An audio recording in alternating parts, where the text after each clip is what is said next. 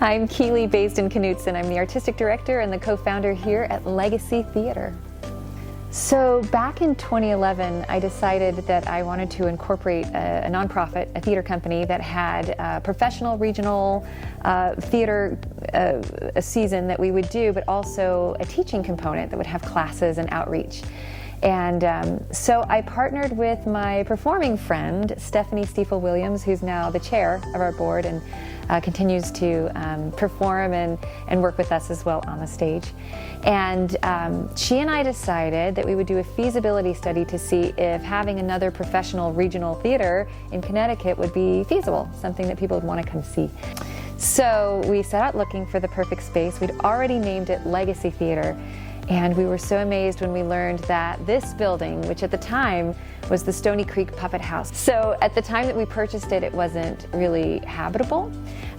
So we went ahead and began that big fundraise and the big push to see if we could get people's buy-in and community funds and the government and whatnot to help us create what you see now, which is the Legacy Theater. And in 2021, in April, we opened with our first show, Neil Simon's Barefoot in the Park.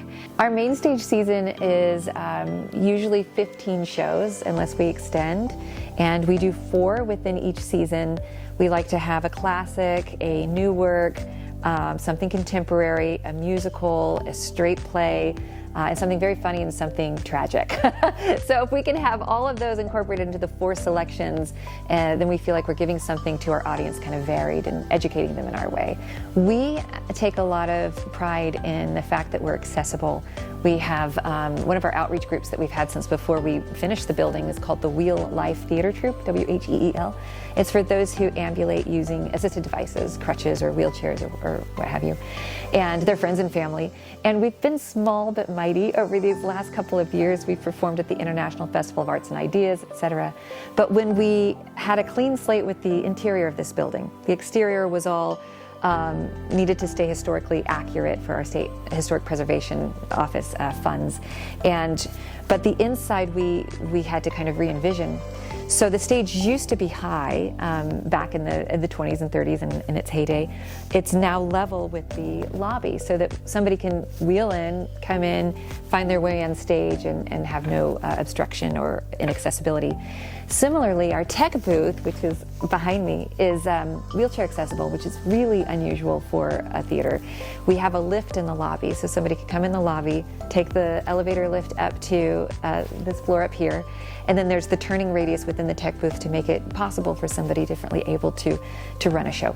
But we also are just now opening up a new class called a technical theater class, so that students can come and use the state-of-the-art equipment here and learn how to run sound, lights, do costume design, prop design, and really use this facility not just for creating the shows, but as a teaching tool and how to work in the theater industry in other ways than just being on the stage.